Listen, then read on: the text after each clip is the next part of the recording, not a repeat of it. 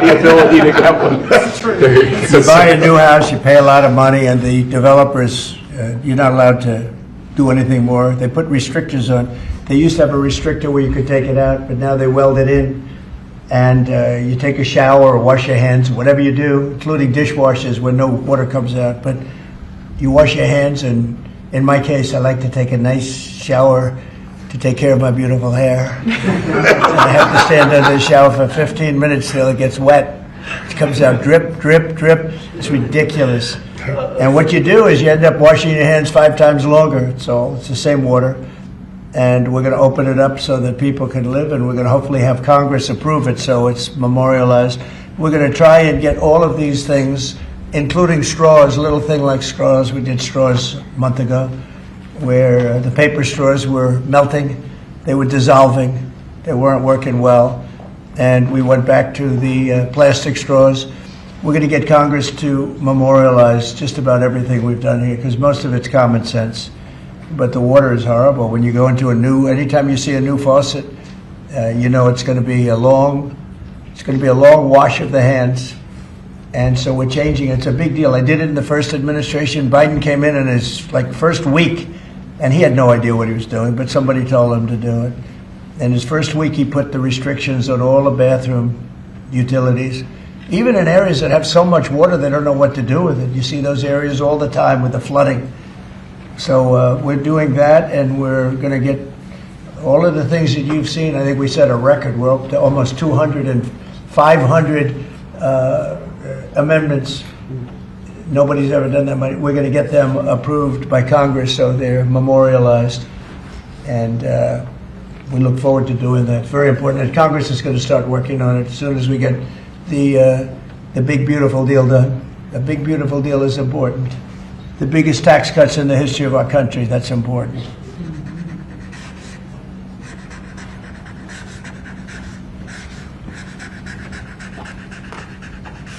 Okay.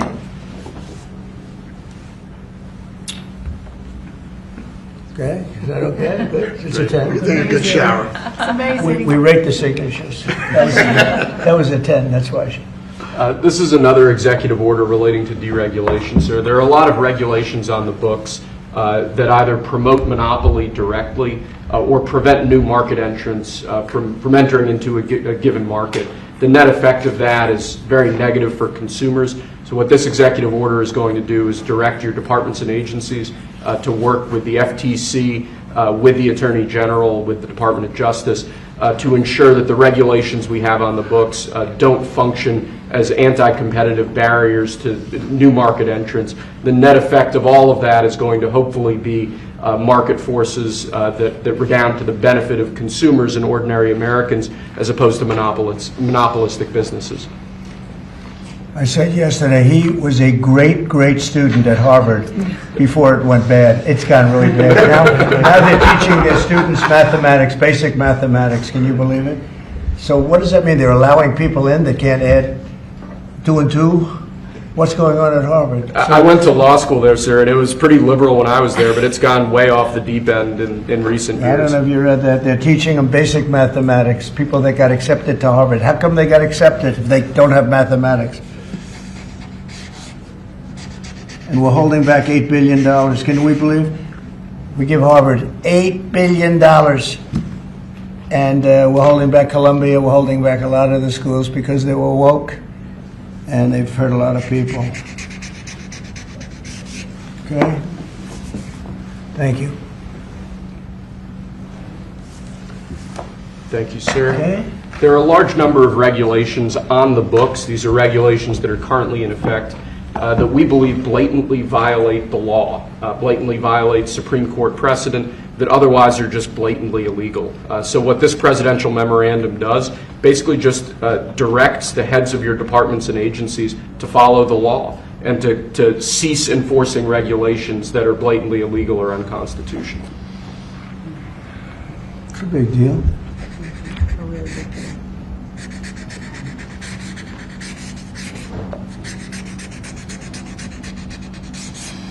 It's really very important that we get these memorialized Yes, sir. in Congress.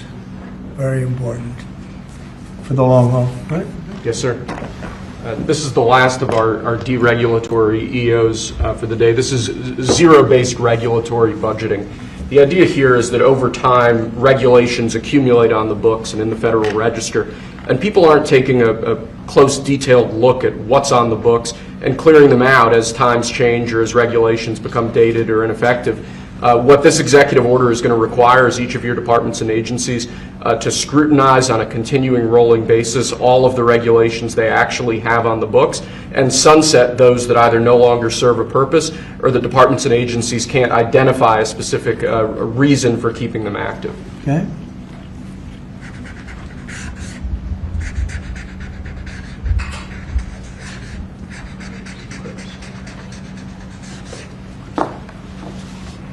Okay.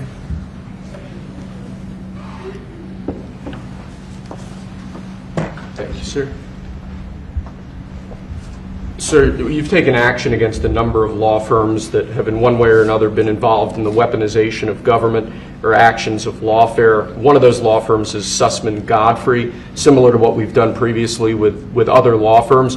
This is an executive order that takes certain measures against Sussman Godfrey to ensure that they can't access government resources, government buildings, scrutinizing certain aspects of their practices as a law firm, given their previous activities.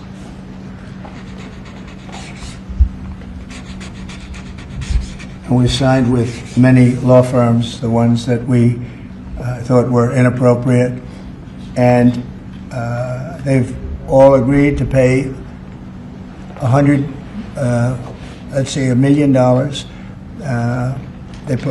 They went for some pretty big numbers. I guess we have a total. What do we have? What's the total about? What's the total right now, Steve? About, would you say? Getting close to probably 600-700 million now, I would think. We've multiple at 100 million, some at 125 million. So the numbers are adding up. We're going to be close to $1 billion soon. One at $40 million, millions of dollars an hour. But they don't admit guilt. Remember that, they don't admit guilt. But, and we have another 5 to go, I think, 5 of them. And this one is we're just starting a process with this one. Yes, sir. Because there were some very bad things that happened with these law firms. And this firm is very involved in the election misconduct. Weren't they all involved in the election misconduct? I think they were all involved. Yes. Anyway, so they went from $40 million to $125 million, and most of them are at about $100 million. Right? All right.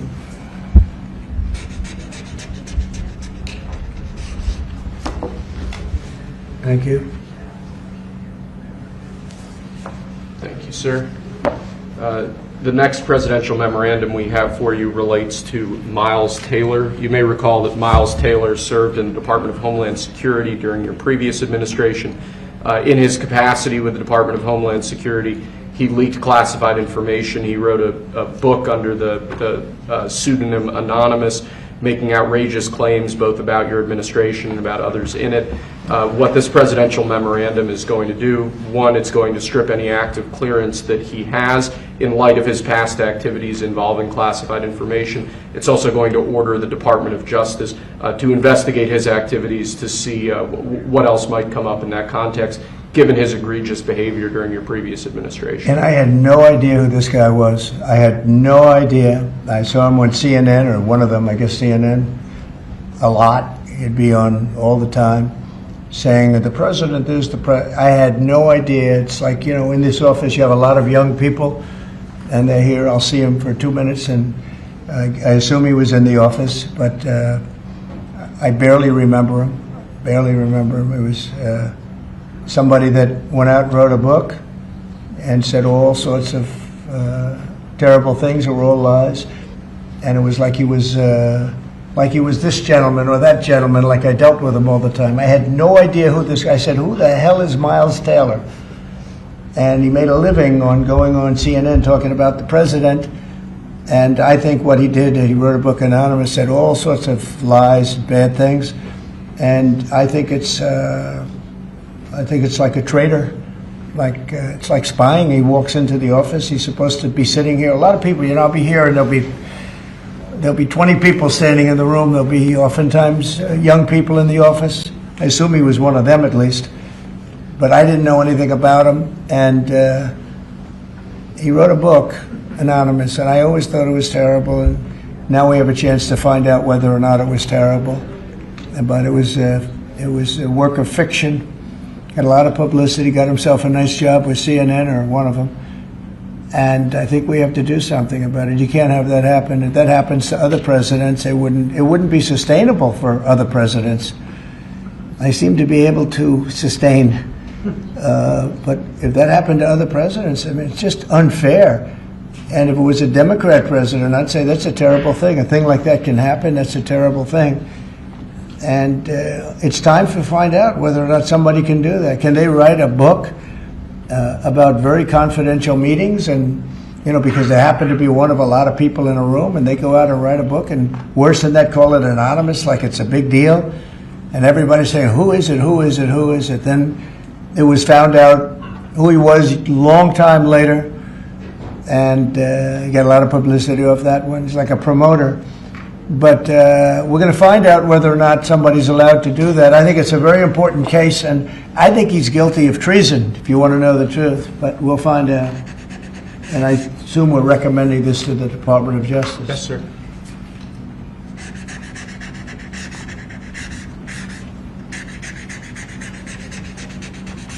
Okay, good. Terrible guy. Similarly, sir, Christopher Krebs, the former head of CISA. This is a man who weaponized his position against free speech in the election context, in the context of COVID-19. This is it's a similar presidential memorandum to the one you just signed. It addresses his access to government, existing clearances he might have, and further instructs your Department of Justice, other aspects of your government, to investigate some of the malign acts that he participated in while he was still head of CISA. This is another one. I don't know that I met him. I'm sure I met him, but I didn't know him. And he came out right after the election, which was a rigged election, a badly rigged election. We did phenomenally in that election. Look what happened to our country because of it. Open borders, millions of people coming into our country.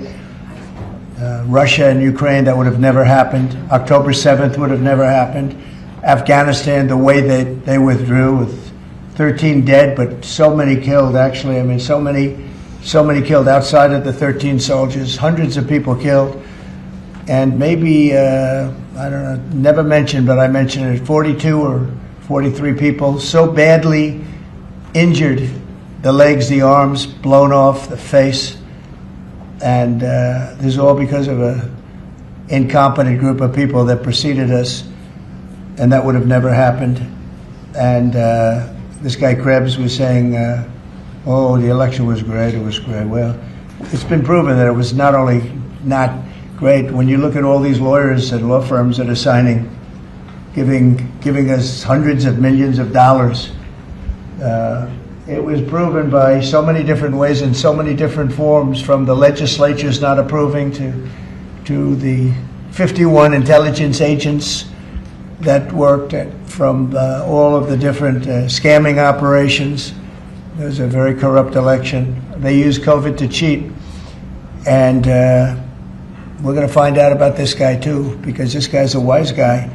He said, we've been proved this is the most secure election in the history of our country. Now, this was a disaster. And frankly, we should go to paper ballots, same-day voting, voter ID, and one other thing, you should get a little certificate that says you're a citizen of our country. You get a citizen piece of paper that says you're a citizen before you can vote. But you want voter ID and you want paper ballots, and you really want same-day voting. If you don't have same-day voting, they decide to change the air conditioner. Oh, we're fixing the air conditioner. Let's move all these boxes. We'll bring them back in a few days, and then they don't bring back those boxes. We got to have safe elections. We have to have borders.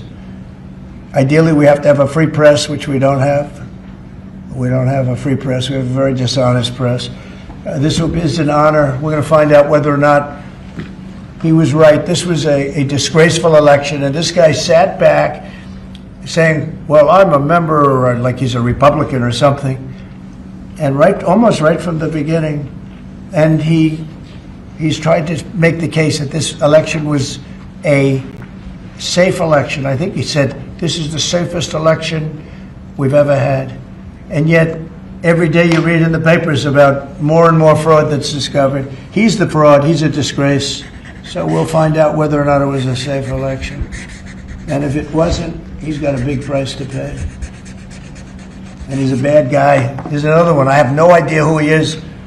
Krebs. I have no idea who he is. I'm sure he was in the room at some point, just like you're all in the room, but I have no idea who he was. So thank you very much. Those last two are very important, I think, for the country. Thank you, sir. And lastly, we just have 3 proclamations. These are the sorts of things that most presidents use an auto pen for. You obviously don't like using the auto pen much, if at all. The first of these is National Former Prisoner of War Recognition Day. This is one that you did in each of, I believe, each of the previous the years of your previous administration, recognizes former prisoners of war. More generally, this proclamation is written to acknowledge the great steps you've made both in this administration and your previous administration on behalf of veterans, homeless veterans, others who have suffered in that way, and basically stating that it's a priority of your administration to ensure that veterans and homeless veterans are cared for properly. Good. And you know what? They ought to find out who was using that auto pen, because whoever that person was, he or she was like the President of the United States, and I'm against auto pens. I think auto pens are not a good thing, especially when you're talking about documents like we're signing today. If he can't sign, then he can't be president. It's pretty simple. Let's see whether or not he could sign. But I think that should be tested. I really think that should be tested. It's another one. And you may think about it, because how can a man that, did he really know that when they gave all false information on the council, I mean, the whole unselect committee of political lunatics, they destroyed all the information. You can't get any information. They went for like a year and a half, almost 2 years, screaming and ranting and raving. Democrats plus 2 worse than Democrats. You had Cheney, Liz Cheney, and crying Adam Kinzinger. Crying Adam. Every time I looked at him, he was crying. The guy was a crier. But you can't do that. You just can't do that. So we're going to find out a lot. I think we're going to find out a lot. These last 3 or 4 have been they've been very, very interesting. We'll see what happens. Sir. But I don't think a president should be allowed to use an auto pen when they're signing very, important legislation. I think a president should sign it, not use an auto pen. And we're going to find out whether or not he knew what the hell he was doing. I'm sure at this point he'll say, I signed it. They'll tell him what to say. But to give pardons to people that destroyed all the information. If you destroyed information on a civil case, just a civil case, not a criminal case, a civil case, they put you in jail for that. And they found out that Pelosi was the one that was in charge of the security of the Capitol, and she knew all about it, and she admitted her guilt to her daughter, who was a movie documentary person. I'm sure her daughter's not too happy about that. I'm sure Crazy Nancy's not too happy. But we found out all the things, everything, and we go for the information. Sir, we've destroyed all of that information. If I haven't destroyed it, I wouldn't be sitting here right now, I guarantee you that. I'd be sitting someplace else. So I think it's something that we should really look at, because that's so important. The whole concept of an auto pen, because whoever's, auto pens are run by somebody. Whoever ran the auto pen was president of the United States. And I would be willing to bet that Biden didn't know, probably didn't know anything about any of it. Very dangerous, very dangerous. So you're going to check that out, right? Yes, please? sir. We're working on it right now, sir. This is just another proclamation, sir, declaring National Crime Victims' Rights Week.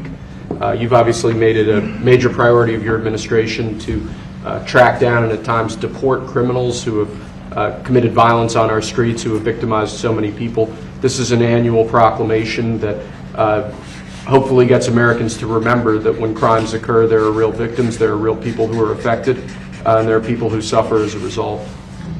Okay, it's very important. Thank you.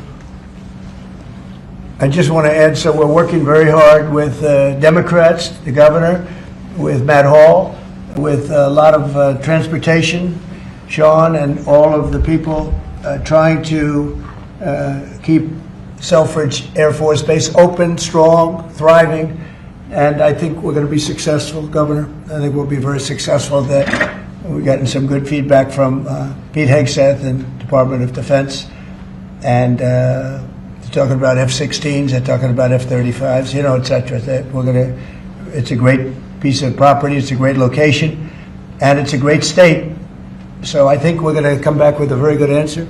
We're also working on a certain fish that's taken over a beautiful lake called Michigan, right?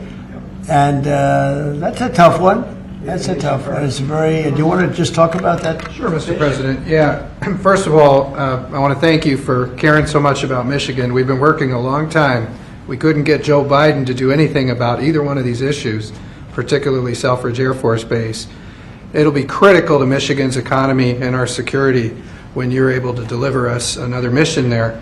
But on the Asian carp, you know, for years, when Obama was there, we could never get anyone to do anything about this invasive species that's going to destroy our Great Lakes. You know how important recreational fishing and so much of that is to our state. Because of your work, we're hopeful that we'll get a solution there and we'll get that barrier built so we can protect our Great Lakes. So thank you, Mr. President. And they're very powerful fish. I mean, I see them, they jump out of the water, they jump at the fishermen. I mean, I've never seen anything like it. And has this gotten into any of the other lakes yet? Because you would think it would be pretty easy because they're all sort of connected.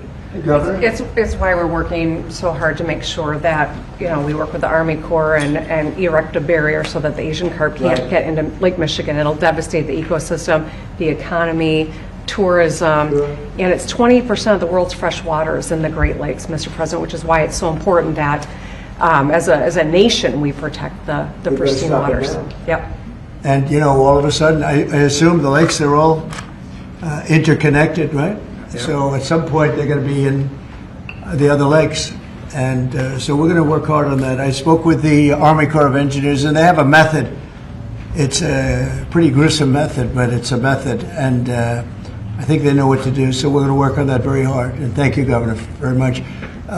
Sort of a bipartisan thing when you get right down to it. Yep. It's a very expensive thing, actually. It costs a lot. I looked at the numbers. I said, wow. But we have to save Lake Michigan because these fish, they eat everything in the way, including the other fish. They eat everything. Are people endangered by the fish? I think I mean, they're going to eat all the fish there. We won't be able to fish anymore, and that's a big deal in Lake Michigan. There's a lot of fishing, recreation, so it's going to be a problem there. But you're right, it's bipartisan, sir, but you're the one taking action on these issues. We couldn't get Biden to do it on Selfridge. This thing has been delayed for 15 years where we were trying to do it. It started under Obama where we were trying to do it. He wouldn't do anything about it. So we appreciate you paying so much attention to this and taking action. Well, I would. And the governor, in all fairness, called me about it. I had seen it, and she called me, and John James called me. And, we spoke with your office, and it's, you know, I want to put that down. Really is bipartisan. It's great to see it, actually. It's great to see that. And that includes Selfridge, too. Mm-hmm. And we're going to get it done, and we'll all stand there together and cut a ribbon. Okay, Gretchen? Good. That's good. Thank you very much. I'm glad you brought it up, and I'm glad you brought it up, Matt. Appreciate it. And I know you two get along pretty well, right? Yeah. About 70% of the time, which is pretty good. I think you do. All right, good. We'll have something to celebrate pretty soon. So pretty sure about that. Okay. Thank you, Gretchen, very much. Okay, do you have any questions? Mr. President, where does the TikTok deal stand, given what we've seen, you know, the tariffs to China? Moving along, but obviously I would say right now China's not exactly thrilled about signing it. We have a deal with some very good people, some very rich companies that would do a great job with it, but we're going to have to wait to see what's going to happen with China. So Mr. President, still on the table? No, it's on the table very much. I think China's going to want to do it, actually. Mr. President, Can you explain more of what you believe is the end game with China? Are you waiting for President Xi to blink? How do you think this is all going to be resolved? Look, for years we've been ripped off and taken advantage of by China and others, in all fairness, but by China, that's the big one. And it's just one of those things. You know, we're making $2 billion a day right now, this country. $2 billion a day with tariffs. And they were making $2 billion a day. We'll be making more. Now when you see what happened today, I don't know if it's still there. You know, I looked an hour ago, but we were up like close to 3,000 points. Nobody's ever seen a day like that. I think that's a record, isn't it, fellas? Definitely. Is that a record? It's a big Who would have thought we were going to have a record like that after watching? But because the geniuses of the world, they get it. Our country's very strong. We were left a very, very weakened country, both economically, financially, because of all of the tariffs and all of the other companies just raiding us and ripping us off. And also at the border where 21 million people were allowed to come in. Many of those people were criminals. And but the people that do this for a living, some of them are very smart and some of them aren't smart at all. But these guys are very smart, and my group is very smart. My whole group is smart. And you've done so amazing on the border. I read the other day that there were 9 people and hundreds of thousands 2 years ago with Biden, and we had 9. We had it down to 9, and they were all let in for medical reasons. They were in bad shape. We let them in for medical reasons, not even for anything else. So you've been amazing. But that's a big thing. I think it's one of the greatest problems that I've never seen anything like it.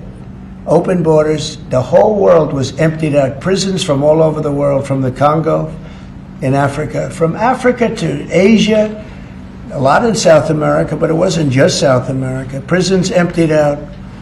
And I said it outside with the drivers before, but El Salvador has been amazing, a job that the president's done. He's coming to see me next week, and we look forward to that. But that's really been amazing. Yes? Mr. President, the EU also announced increases in tariffs today. Why not treat... Bad timing for them. That's bad timing. Why not They treat said them everything. in They didn't put them in. No, they threatened them, Oh, I but they think picked a later date, which our expectation is it's going to be later still. Okay, good. I'm glad that they held back. You said you were watching the market.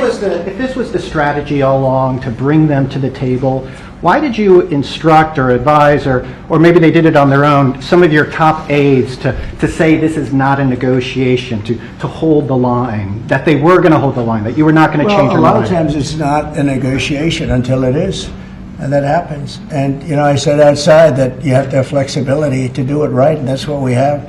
We brought everybody to the table, and it may not be a negotiation. It may not last. I mean, you know, things may be asked that I think are not fair to us. Look, we've been ripped off by essentially everybody for 35 years. This is not just a new thing. And Roger Penske just left. He's a great gentleman, great man, actually. And he said no other president would have had the guts to do this. And I believe that's right. They wouldn't have done it. They should have done this a long time ago. A long time ago they should have done it. I started it with China. I took in hundreds of billions of dollars in tariffs and taxes from China in my first term. And we had the greatest economy. We were up 88% on the stock market. That was the greatest ever in the history of our country. But it had to be done. It's something that had to be done.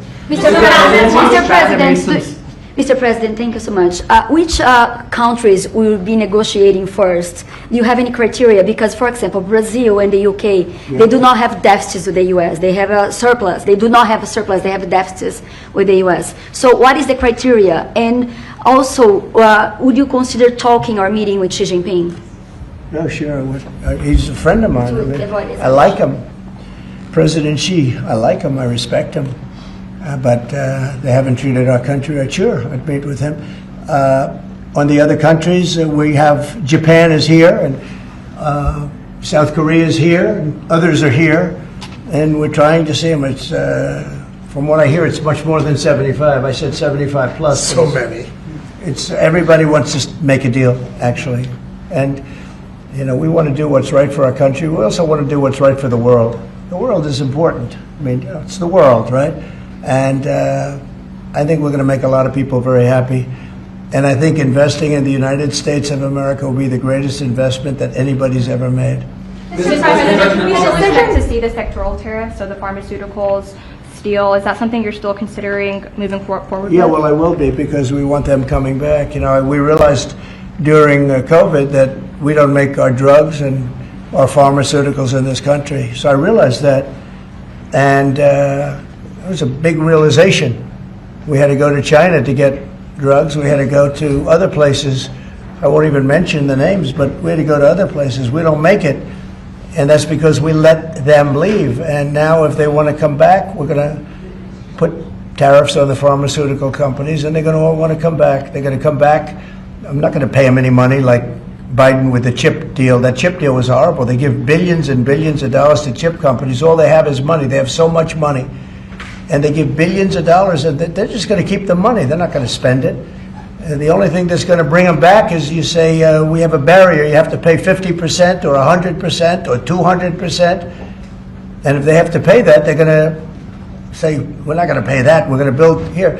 And that's what happened. We're the biggest, most prestigious chip company in the world, spending $200 to $300 billion.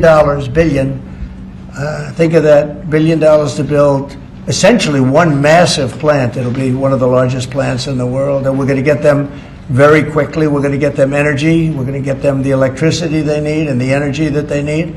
And it'll be approved by Lee Zeldin, a total professional. And it'll be approved very quickly. And they'll get their zoning very quickly. They'll have everything done in a matter of months. Thank you, sir. You've procured a record amount of private sector investments since your election, $7 trillion. You talked about the importance of all that. Can you talk about how these investments will have a positive impact on families who felt like the previous economy left them behind, and why your executive orders on coal yesterday is so important given the amount of manufacturing that you're ushering back in? Good, thank you. And which is correct. We have, I would say, more than $7 trillion now, right, of investment coming in. Apple is coming in for $500 billion alone. We have other companies coming in with massive numbers. We have car companies that are coming in. No, we've never seen anything like it. Maybe in the 1940s or 50s or something, but we've never seen anything like it. They had 3 plants canceled in Mexico. Not that we want to hurt Mexico, but we're for us. And that's what my job is. It's not to take care of other countries, but I want to help other countries as much as I can, but we have to take care of America first, and it's about America first. So we have many, many companies coming in that would have never come in if we didn't win the election and then put the tariffs on. And they're coming in because when they build in the United States, there are no tariffs. You don't have to pay any tariffs. So instead of paying 30, 40, 50% or 25%, but it could go a lot higher in some of the industries. So we have steel mills right now that are raging. The steel industry was gone. If I didn't put the tariffs on steel, because China was dumping massive amounts of steel in my first term, and I put tariffs on it, I saved the steel industry, but now it's going to thrive, maybe like never before. I mean, if you go back to U.S. Steel from 90 years ago, it was incredible. It was the #1 company in the world for a long time. That's why we don't want to see it go to Japan.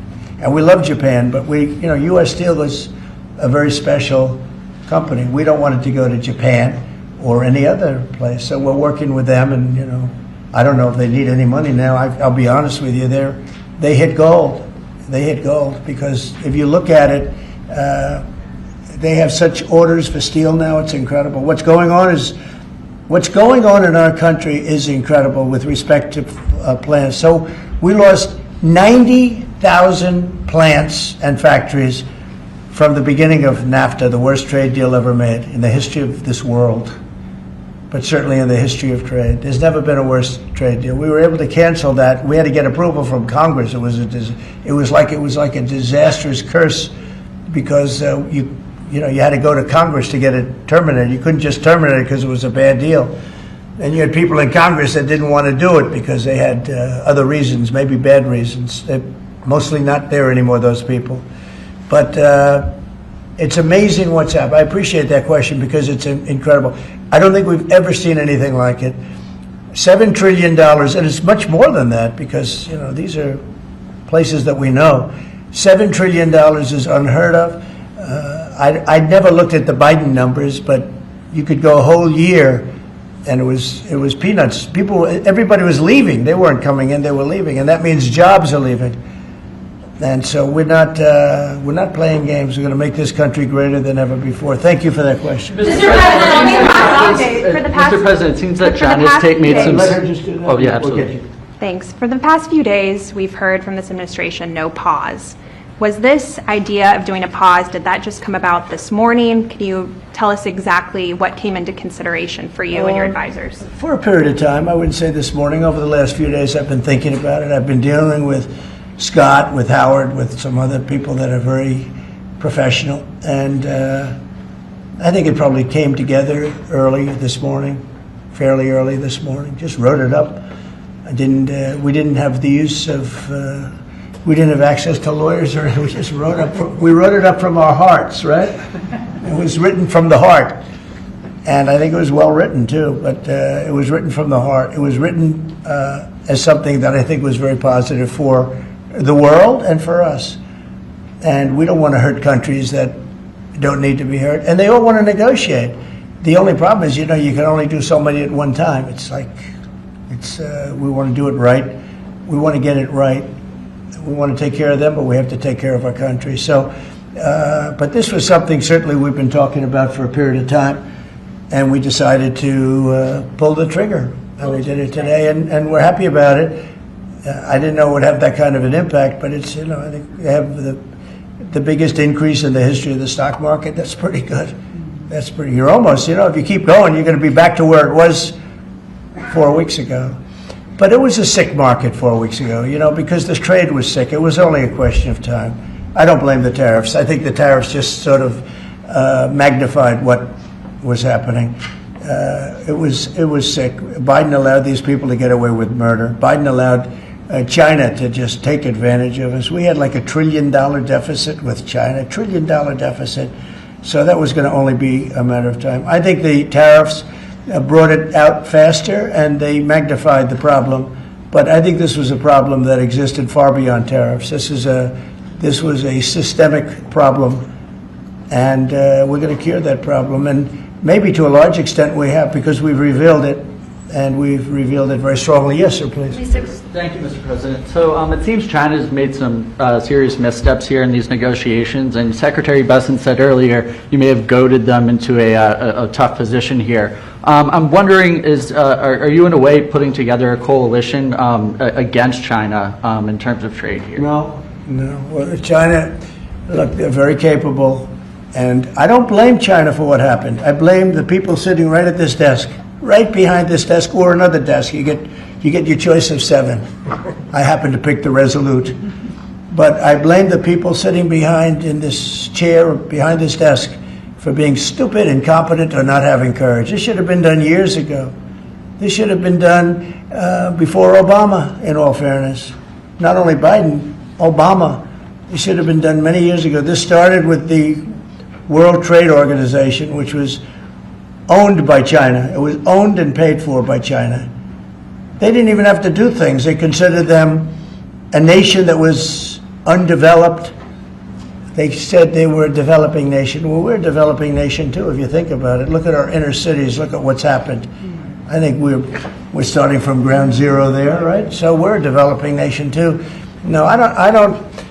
I know it's a lot of people would take heat for saying that, but I blame the people sitting at this desk more than I blame China. If China can get away with what they got away with taking hundreds of billions and trillions of dollars right out of our pocket because our people here were stupid, they were stupid people. Maybe corrupt, I don't know. I don't know how you can be that stupid. How do you get to be president and you're stupid? But they certainly weren't courageous, and they allowed this to happen. And with Japan and with many other countries that took advantage of us. I mean, we had deficits with almost every country. I used to read these things. First term, I'd read them. I'd actually read the agreements. I'd say, how could anybody agree to this stuff? So certainly they were rough, and they were tough, and they were smart.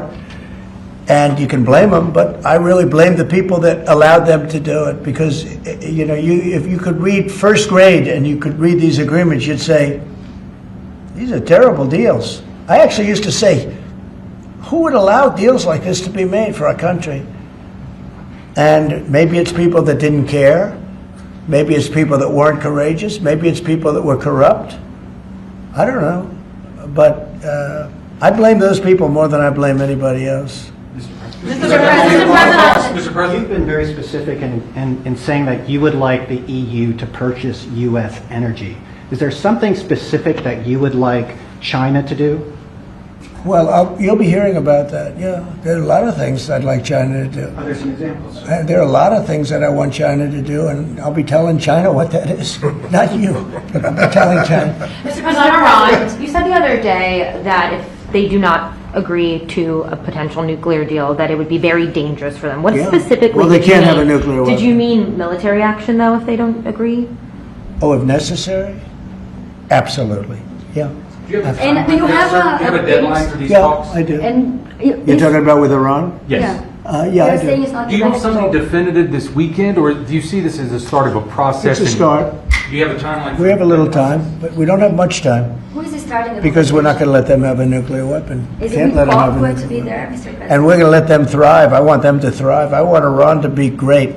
The only thing they can't have is a nuclear weapon. They understand that. When is You know, the people are so incredible in Iran, and they're so smart. They're very smart people. But, you know, they're in a rough situation, rough regime. But they understand, and the leaders understand. And I'm not asking for much. I don't, they can't have a nuclear weapon, and I've said that. And I was a little bit surprised because when the election was rigged, I figured they'd get the weapon because with me they were broke. They were broke. They had no money because of the sanctions. Nobody could buy oil. We did that to Venezuela just recently, and we'll do it to other countries if we have to. When is the clock? I want to see Russia and Ukraine make a deal. They got to make a deal. When schools get blown up and bad things happen, like I'm hearing about, it's no good. I hope we're going to make a deal with Russia and Ukraine. But with Iran, if it requires military, we're going to have military. Israel will obviously be very much involved in that. He'll be the leader of that. But nobody leads us. We do what we want to do. When would the clock run out on the talks? Before you might, when would the talks need to conclude before you might do military? I can't really be specific, but you know, when you start talks, you know if they're going along well or not. And I would say the conclusion would be when I think they're not going along well. So that's just a feeling. Mr. President, on the subject of U.S. troops stationed in Europe, do you have any plans to reduce the number of U.S. troops in Europe or in other NATO countries? Well, good. I mean, it depends. We pay for military over in Europe. You know, we don't get reimbursed by much. South Korea too. So it'll be one of the things we discuss. That's unrelated to trade, but I think we'll make it part of it because it makes sense. Be nice to wrap it all up in one package for each country. You know, it's nice and clean, and we have plenty of law firms. These are great law firms that we signed with, the best. And I think part of the way I'll spend some of the money that we're getting from the law firms, you know, in terms of their legal time, will be, if we can do it, I think we can do it, using these great law firms to represent us with regard to the many, many countries that we'll be dealing with. We'll have good lawyers representing us, but we want to have good lawyers, and these are the best, considered the best lawyers in the world, right? I mean, considered the best in the world. I don't know. They just went off a little bit. Mr. President, two questions. The on Iran, do you have an update on who will be participating or conducting these conversations? Will Witkoff be there on Saturday for these direct talks? And on China, some economists are saying that right now is technically embargo on China with 125% tariffs. Are you concerned of escalation beyond the trade war with China? No, I'm not concerned. I think President Xi is a very smart guy, and I think we'll end up making a very good deal for both. But, you know, we've been treated so badly for so many years. Again, we allowed that to happen. We've been treated so badly for so many years. But, no, I don't expect that. I think President Xi is one of the very smart people of the world, and I don't think he'd allow that to happen. And we're very powerful. This country is very powerful. Let me tell you, it's far more powerful than people understand. We have weaponry that nobody has any idea what it is, and it is the most powerful weapons in the world that we have. More powerful than anybody, not even close. So nobody's going to do that, but I think that if that's what you're referring to, maybe it's not. But just in terms of basic escalation, which is what you said, no, I think that President Xi is a man who knows exactly what has to be done. He's a very smart man. He loves his country. I know that for a fact. I know him very well. And I think he's going to want to get to a deal. I think that's going to happen. We'll get a phone call at some point, and it'll be off to the races. It'll be a great thing for them. It'll be a great thing for us. It's going to be a great thing for the world and for humanity. Do you have plans to meet with Putin in Saudi Arabia? At some point, I will. At some point. In Saudi We'll have to Arabia? see. I mean, we have to get there right now. You know, we got to get there. In the meantime, they're losing 2,500 on average young people every single week. Think of that. 2,500 people a week. It's not even conceivable. We got to get there fast. Do you think Say a couple of more. Yes. Do you have to increase tariffs on China even more before they come to the table or give you a I phone call? can't imagine it. No, I can't imagine it. I don't think so. I don't think I'll have to do it. I don't think we'll have to do it more. We calculated it very carefully. By the way, when you hear 100, a lot of people charge much more than that. Canada charges much more than that to our farmers, our dairy farmers. Many people charge much more than 100 or 125 in this case. But I don't, it's still a significant number. I don't see that again. On the investigations. Yeah, Mr. President. So do you think some of your tariff critics would prefer, to see the United States go through turmoil than to actually see it succeed just because they are your policies? You mean just leave the tariffs the way they are now and just relax, right? Some people have said that. Look, again, we're making, it'll be soon, much more than $2 billion a day. That's not the worst thing that I've ever heard. So yeah, some people say that. But, we look at the other side too. I think as the United States, we have an obligation to look also at the other side. We want what's good for everyone. I mean, it's America first, but we also want to make sure there's a world that can live and live happily and all of that. And so, this is the way I look. No, but there are people that say, look, where we are now, I've been in worse positions in my life than making $2 billion a day plus, right? It's really plus. Thank you very much, everybody. Thank you, Press. Thank you, Press. Head it out. Thank you. Cut it out. Or the markets are what really changed your mind when it came to The markets right now are extremely good. Thank you. Thank you, Press. Thank you. Cut it out. Thanks, guys. Here, this way. Right this way. Thank you. Keep going. Keep going. Thank you. Thank you very much. Thank you, Press.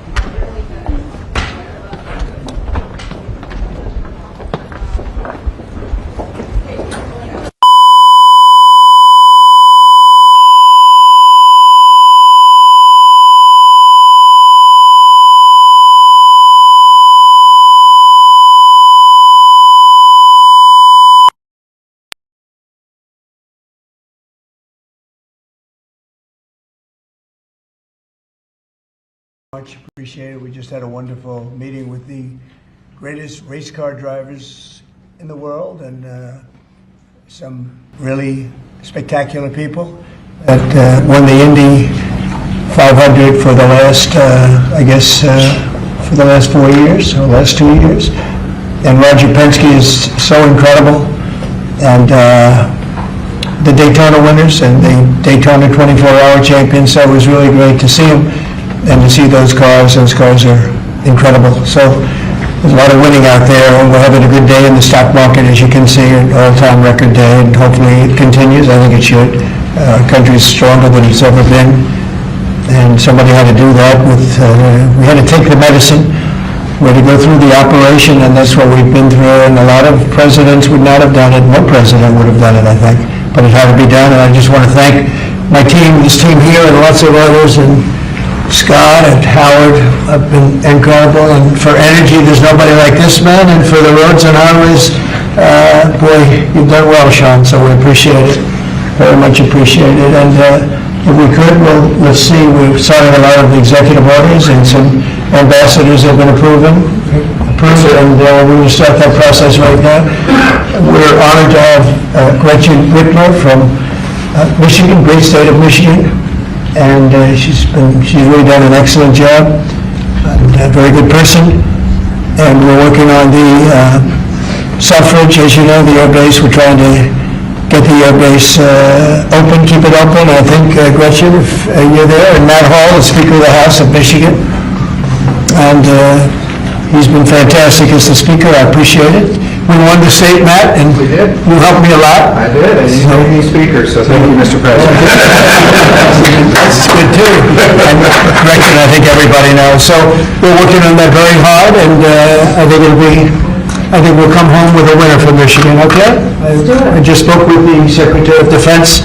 Sometimes we call him the Secretary of War. It used to be called the Secretary of War. They changed it when we became a little bit politically correct. But I think we're in great shape.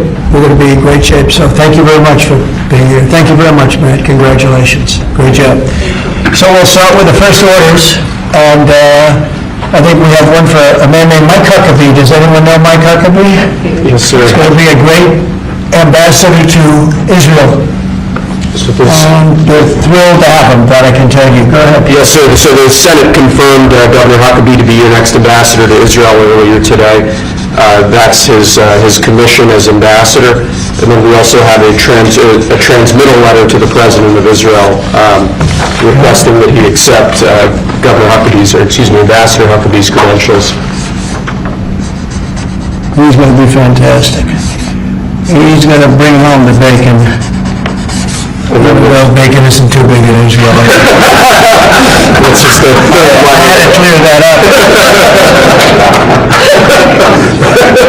Well said. Okay.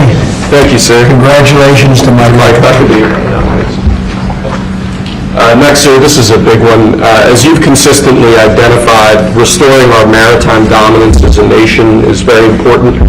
From shipbuilding to having a merchant marine that's capable of supporting American military efforts, really up and down the line, restoring maritime dominance has been a priority of this administration.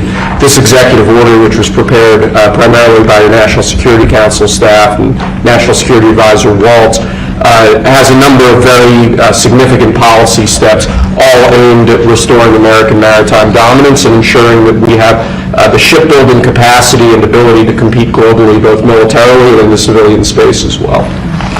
And that could be a big one for Michigan too, because we're going to be spending a lot of money on shipbuilding. We're way, way, way behind. We used to build a ship a day, and now we don't do a ship a year practically, and we have the capacity to do it. So we'll talk to you about that. Okay, Matt? You think about that. That's a natural.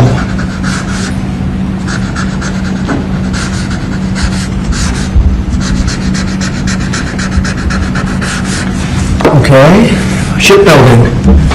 That's a good one. Okay, thank you. Thank you, sir. The next executive order relates to defense procurement.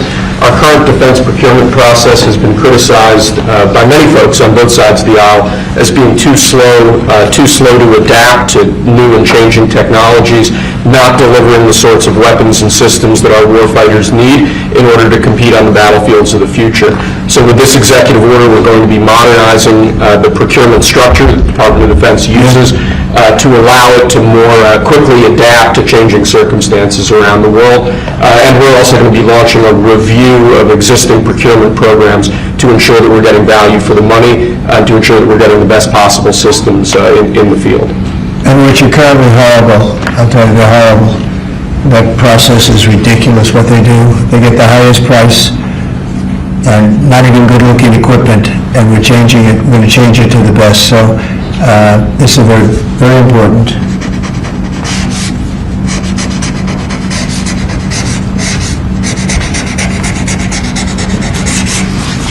I want to say a lot of work.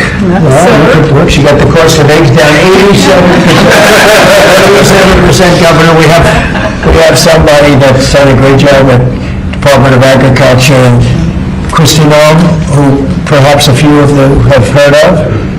She has done the most unbelievable job as as somebody that's watching over our country at the border, and with Tom Holman and your whole staff of tremendous people.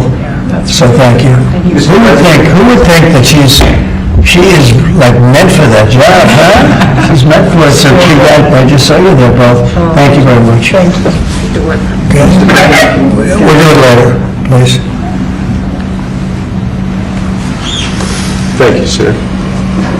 Lastly, in the defense space, one persistent issue that we've had in terms of the issue of foreign defense sales, that we're unable to provide weapon systems in a reliable, effective way to key allies of ours, and the key driver of that is inefficiencies and inconsistencies with the process by which we approve foreign military sales. So this executive order is going to direct your Department of Defense, Department of State, other relevant departments and agencies to rework our system of foreign defense sales to ensure that we can provide equipment, creating American jobs and providing obviously revenue to American defense manufacturers, but provide key military equipment to our key allies in a reliable, effective way. Okay, that's good. All very important.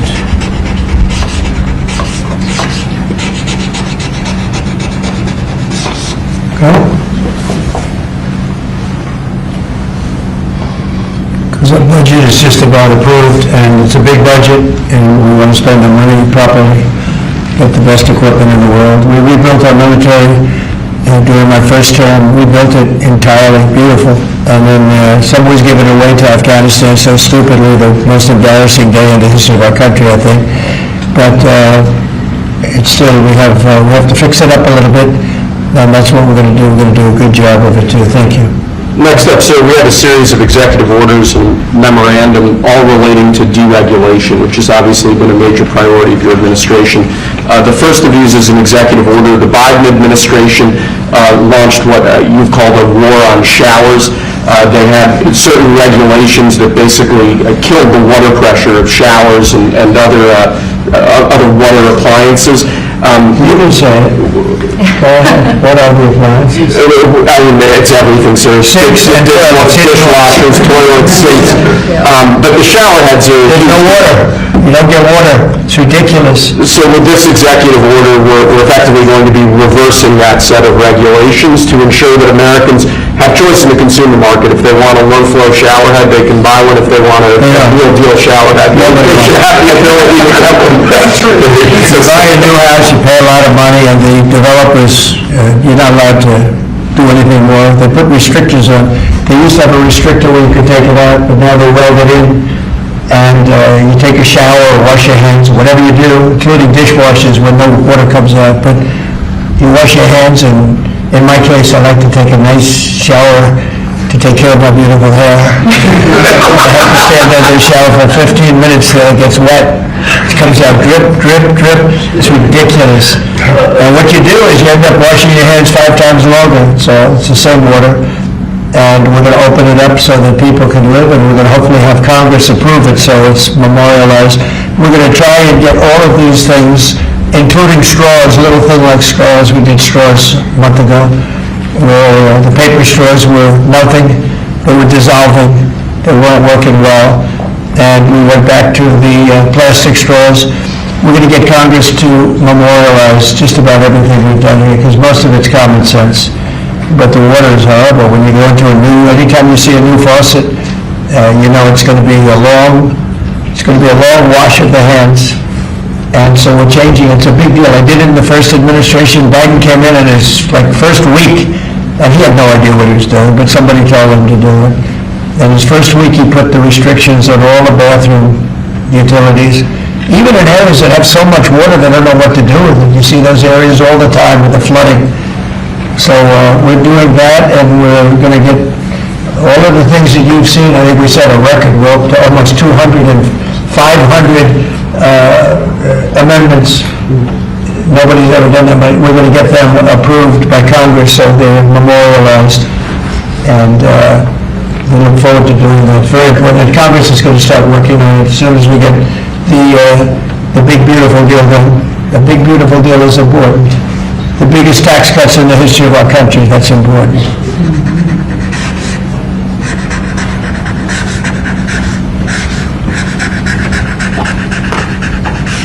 Okay.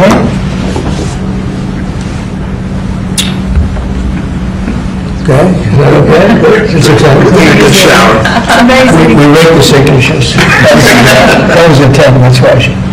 This is another executive order relating to deregulation. So there are a lot of regulations on the books that either promote monopoly directly or prevent new market entrants from entering into a given market. The net effect of that is very negative for consumers. So what this executive order is going to do is direct your departments and agencies to work with the FTC, with the Attorney General, with the Department of Justice, to ensure that the regulations we have on the books don't function as anti-competitive barriers to new market entrants. The net effect of all of that is going to hopefully be market forces that redound to the benefit of consumers and ordinary Americans as opposed to monopolistic businesses. I said yesterday, he was a great student at Harvard before it went bad. It's gone very bad. Now they're teaching their students mathematics, basic mathematics, can you believe it? So what does that mean? They're allowing people in that can't add 2 and 2? What's going on at Harvard? I went to law school there, sir, and it was pretty liberal when I was there, but it's gone way off the deep end in recent years. I don't know if you read that. They're teaching them basic mathematics, people that got accepted to Harvard. How come they got accepted if they don't have mathematics? And we're holding back $8 billion. Can you believe? We give Harvard $8 billion. And we're holding back Columbia, we're holding back a lot of the schools because they were woke. And they've hurt a lot of people. Okay? Thank you. Thank you, sir. There are a large number of regulations on the books. These are regulations that are currently in effect that we believe blatantly violate the law, blatantly violate Supreme Court precedent that otherwise are just blatantly illegal.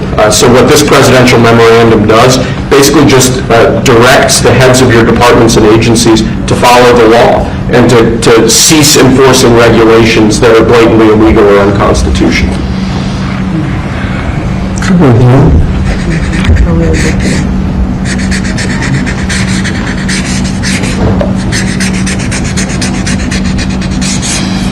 It's really very important that we get these memorialized in Congress.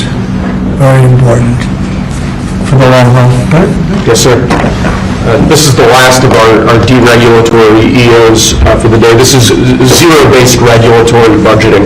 The idea here is that over time, regulations accumulate on the books and in the Federal Register, and people aren't taking a close, detailed look at what's on the books and clearing them out as times change or as regulations become dated or ineffective. What this executive order is going to require is each of your departments and agencies to scrutinize on a continuing rolling basis all of the regulations they actually have on the books and sunset those that either no longer serve a purpose or the departments and agencies can't identify a specific reason for keeping them active.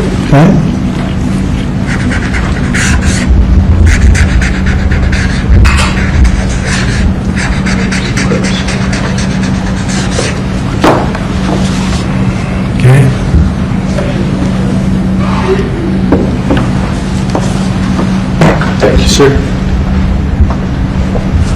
So you've taken action against a number of law firms that have in one way or another been involved in the weaponization of government or actions of lawfare. One of those law firms is Sussman Godfrey, similar to what we've done previously with other law firms.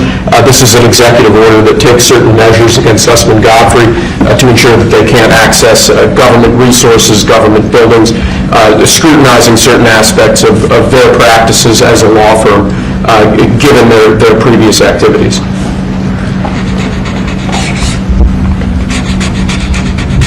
We signed with many law firms, the ones that we thought were inappropriate, and they've all agreed to pay $1 million. They went for some pretty big numbers. I guess we have a total. What do we have? What's the total about? What's the total right now, Steve? About, would you say? Getting close to probably $600-700 million now, I would think. We've multiple at 100 million, some at 125 million. So the numbers are adding up. We're going to be close to $1 billion soon. One at $40 million. millions of dollars an hour, but they don't admit guilt. Remember that, they don't admit guilt. But, and we have another 5 to go, I think, 5 of them. And this one is just, we're just starting the process with this one. Yes, sir. Because there were some very bad things that happened with these law firms. And this firm was very involved in the election misconduct.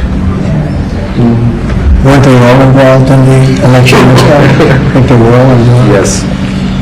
Anyway, so they went from $40 million to $125 million, and most of them were at about $100 million. All right.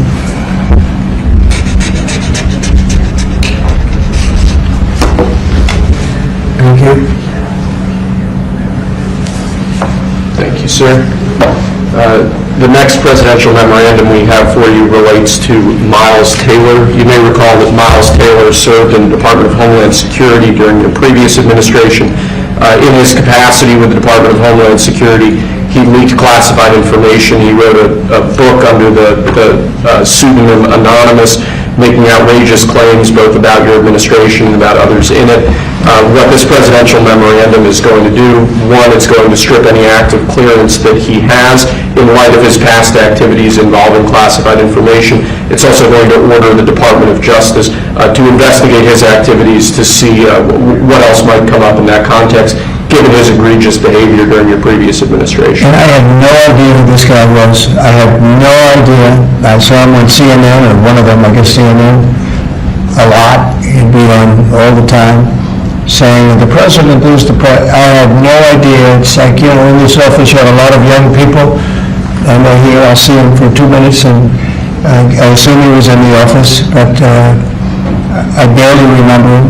It was somebody that went out and wrote a book and said all sorts of terrible things that were all lies, and it was like he was this gentleman or that gentleman, like I dealt with him all the time. I had no idea who this guy. I said, who the hell is Miles Taylor? And he made a living on going on CNN talking about the president, and I think what he did, he wrote a book Anonymous, said all sorts of lies and bad things, and I think it's like a traitor. It's like spying. He walks into the office, he's supposed to be sitting here. A lot of people, I'll be here and there'll be 20 people standing in the room. There'll be oftentimes young people in the office. I assume he was one of them at least. But I didn't know anything about him. And he wrote a book, Anonymous, and I always thought it was terrible. Now I have a chance to find out whether or not it was terrible. But it was a work of fiction. Had a lot of publicity, got himself a nice job with CNN or one of them. And I think we have to do something about it. You can't have that happen. If that happens to other presidents, it wouldn't be sustainable for other presidents. I seem to be able to sustain, but if that happened to other presidents, I mean, it's just unfair. And if it was a Democrat president, I'd say that's a terrible thing. A thing like that can happen, that's a terrible thing.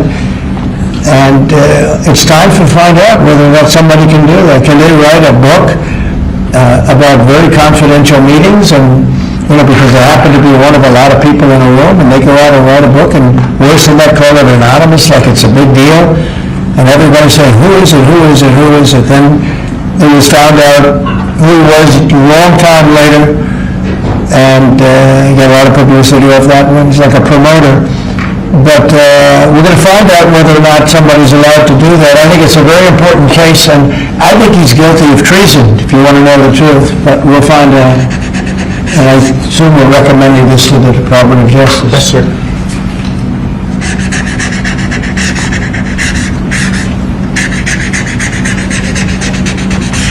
Okay? Good. Terrible guy. Similarly, sir, Christopher Krebs, the former head of CISA. This is a man who weaponized his position against free speech in the election context, in the context of COVID-19. This is it's a similar presidential memorandum to the one you just signed. It addresses his access to government, existing clearances he might have, and further instructs your Department of Justice, other aspects of your government, to investigate some of the malign acts that he participated in while he was still head of CISA. This is another one. I don't know that I met him. I'm sure I met him. but I don't know. And we came out right after the election, which was a rigged election, a badly rigged election. We did phenomenally in that election. Look what happened to our country because of it. Open borders, millions of people coming into our country. Russia and Ukraine, that would have never happened. October 7th would have never happened. Afghanistan, the way they withdrew with 13 dead, but so many killed actually. I mean, so many killed outside of the 13 soldiers, hundreds of people killed. And maybe, I don't know, never mentioned, but I mentioned it, 42 or 43 people so badly injured, the legs, the arms, blown off, the face. And this is all because of an incompetent group of people that preceded us, and that would have never happened. And this guy Krebs was saying, oh, the election was great, it was great. Well, it's been proven that it was not only not great. When you look at all these lawyers and law firms that are signing, giving us hundreds of millions of dollars, it was proven by so many different ways and so many different forms, from the legislatures not approving to the 51 intelligence agents that worked from all of the different scamming operations. It was a very corrupt election. They used COVID to cheat. And we're going to find out about this guy too, because this guy's a wise guy. He said, this is the most secure election in the history of our country. Now, this was a disaster. And frankly, we should go to paper ballots, same-day voting, voter ID, and one other thing, you should get a little certificate that says you're a citizen of our country. You get a citizen piece of paper that says you're a citizen before you can vote. But you want voter ID and you want paper ballots, and you really want same-day voting. If you don't have same-day voting, they decide to change the air conditioner. Oh, we're fixing the air conditioner. Let's move all these boxes. We'll bring them back in a few days, and then they don't bring back those boxes. We're going to have safe elections. We have to have borders. Ideally, we have to have a free press, which we don't have. We don't have a free press. We have a very dishonest press. This is an honor. We're going to find out whether or not who was right. This was a disgraceful election, and this guy sat back saying, well, I'm a member, like he's a Republican or something, and almost right from the beginning, and he's tried to make the case that this election was a safe election. I think he said, this is the safest election we've ever had. And yet, every day you read in the papers about more and more fraud that's discovered. He's the fraud, he's a disgrace. So we'll find out whether or not it was a safe election. And if it wasn't, he's got a big price to pay. And he's a bad guy.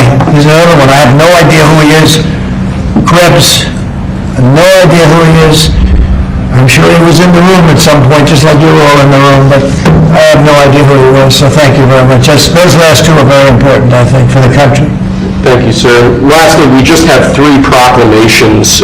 These are the sorts of things that most presidents use an auto pen for. You obviously don't like using the auto pen much, if at all. The first of these is National Former Prisoner of War Recognition Day.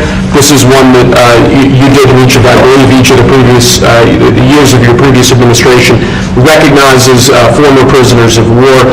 More generally, this proclamation is written to acknowledge the great steps you've made both in this administration and your previous administration on behalf of veterans, homeless veterans, others who've suffered in that way, and basically stating that it's a priority of your administration to ensure that veterans and homeless veterans are cared for properly.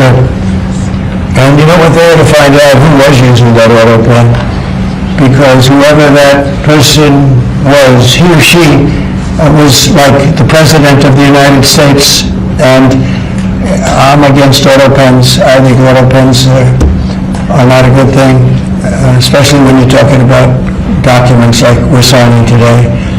If he can't sign, then he can't be president. It's pretty simple. Let's see whether or not he can sign. But I think that should be tested. I really think that should be tested. It's another one. And you may think about it, because how could a man that, did he really know that when they gave all false information on the council, I mean, the whole unselect committee of political lunatics they destroyed all the information. You can't get any information. They went for like a year and a half, almost 2 years, screaming and ranting and raving. Democrats plus 2 worse than Democrats. You had Cheney, Liz Cheney, and crying Adam Kinzinger, crying Adam. Every time I looked at him, he was crying. The guy was a crier. But you can't do that. You just can't do that. So we're going to find out a lot. I think we're going to find out a lot. These last 3 or 4 have been they've been very, very interesting. We'll see what happens. But I don't think the president should be allowed to use an auto pen when they're saying very, important legislation. I think a president should sign it, not use an auto pen. And we're going to find out whether or not he knew what the hell he was doing. I'm sure at this point he'll say, I signed it. They'll tell him what to say. But to give pardons to people that destroyed all the information. If you destroyed information on a civil case, just a civil case, not a criminal case, a civil case, they put you in jail for that. And they found out that Pelosi was the one that was in charge of the security of the Capitol. She knew all about it, and she admitted her guilt to her daughter, who was a movie documentary person. I'm sure her daughter's not too happy about that. I'm sure Crazy Nancy's not too happy. But we found out all the things, everything. And we go for the information. So we've destroyed all of that information. If I haven't destroyed it, I wouldn't be sitting here right now. I guarantee you that. I'd be sitting someplace else. So I think it's something that we should really look at because it's so important. The whole concept of an auto pen. Because whoever auto pens are run by somebody. Whoever ran the auto pen was president of the United States. And I would be willing to bet that Biden didn't know, probably didn't know anything about any of it. Very dangerous, very dangerous. So you're going to check that out, right? Yes, sir. I'm working on it right now, sir. This is just another proclamation, sir, declaring National Crime Victims' Rights Week. You've obviously made it a major priority of your administration to track down and at times deport criminals who have committed violence on our streets, who have victimized so many people. This is an annual proclamation that hopefully gets Americans to remember that when crimes occur, there are real victims, there are real people who are affected, and there are people who suffer as a result. Okay, it's very important. Thank you. I just want to add, so we're working very hard with Democrats, the governor, with Matt Hall, with a lot of transportation, Sean, and all of the people trying to keep Selfridge Air Force Base open, strong, thriving, and I think we're going to be successful, Governor. I think we'll be very successful there. We've gotten some good feedback from Pete Hegseth and Department of Defense, and they're talking about F-16s, they're talking about F-35s, et cetera. It's a great piece of property, it's a great location, and it's a great state. So I think we're going to come back with a very good answer. We're also working on a certain fish that's taken over a beautiful lake called Michigan, right? And that's a tough one. That's a tough one. It's very. Do you want to just talk about that? Sure, Mr. President. Yeah. First of all, I want to thank you for caring so much about Michigan. We've been working a long time. We couldn't get Joe Biden to do anything about either one of these issues, particularly Selfridge Air Force Base. It'll be critical to Michigan's economy and our security when you're able to deliver us another mission there. But on the Asian carp, for years, when Obama was there, we could never get anyone to do anything about this invasive species that's going to destroy our Great Lakes. You know how important recreational fishing and so much of that is to our state. Because of your work, we're hopeful that we'll get a solution there and we'll get that barrier built so we can protect our Great Lakes. So thank you, Mr. President. And they're very powerful fish. I mean, I've seen they jump out of the water, they jump at the fishermen. I mean, I've never seen anything like it. And has this gotten into any of the other lakes yet? Because you would think it would be pretty easy because they're all sort of connected. It's why we're working so hard to make sure that, we work with the Army Corps and erect a barrier so that the Asian carp can't get into Lake Michigan. It'll devastate the ecosystem, the economy, tourism, and it's 20% of the world's fresh waters in the Great Lakes, Mr. President, which is why it's so important that as a nation, we protect the pristine waters. Yep. And, all of a sudden, I assume the lakes are all interconnected, right? So at some point, they're going to be in the other lakes. And so we're going to work hard on that. I spoke with the Army Corps of Engineers, and they have a method. It's a pretty gruesome method, but it's a method. And I think they know what to do, so we're going to work on that very hard. And thank you, Governor, very much. Sort of a bipartisan thing when you get right down to it. It's a very expensive thing, actually. It costs a lot. I looked at the numbers, I said, wow. But we have to save Lake Michigan because these fish, they eat everything in the way, including the other fish. They eat everything. Are people endangered by the fish? I think I mean, they're going to eat all the fish there. We won't be able to fish anymore, and that's a big deal in Lake Michigan. There's a lot of fishing, recreation, so it's going to be a problem there. But you're right, it's bipartisan, sir, but you're the one taking action on these issues. We couldn't get Biden to do it on Selfridge. This thing has been delayed for, 15 years where we were trying to do it. It started under Obama where we were trying to do it. He wouldn't do anything about it. So we appreciate you paying so much attention to this and taking action. Right, and the governor, in all fairness, called me about it. I had seen it, and she called me, and John James called me, and we spoke with your office, and it's, I want to put that down, really is bipartisan. It's great to see it, actually. It's great to see that, and that includes Selfridge, too. And we're going to get it done, and we'll all stand there together and cut a ribbon, okay? Gretchen, good. That's good. Thank you very much. I'm glad you brought it up, and I'm glad you brought it up, Matt. Appreciate it. And I know you two get along pretty well, right? About 70% of the time. I think you do. All right, good. We'll have something to celebrate pretty soon, so pretty sure about that, okay? Thank you, Gretchen, very much. Okay, do you have any questions? Mr. President, where does the TikTok deal stand, given what we've seen, the tariffs? It's moving along, but obviously I would say right now China's not exactly thrilled about signing it. We have a deal with some very good people, some very rich companies that would do a great job with it, but we're going to have to wait to see what's going to happen with China. So Mr. President, no, it's on the table very much. I think China's going to want to do it, actually. Mr. President, can you explain more of what you believe is the end game with China? Are you waiting for President Xi to blink? How do you think this is all going to be resolved? Look, for years we've been ripped off and taken advantage of by China and others, in all fairness, but by China, that's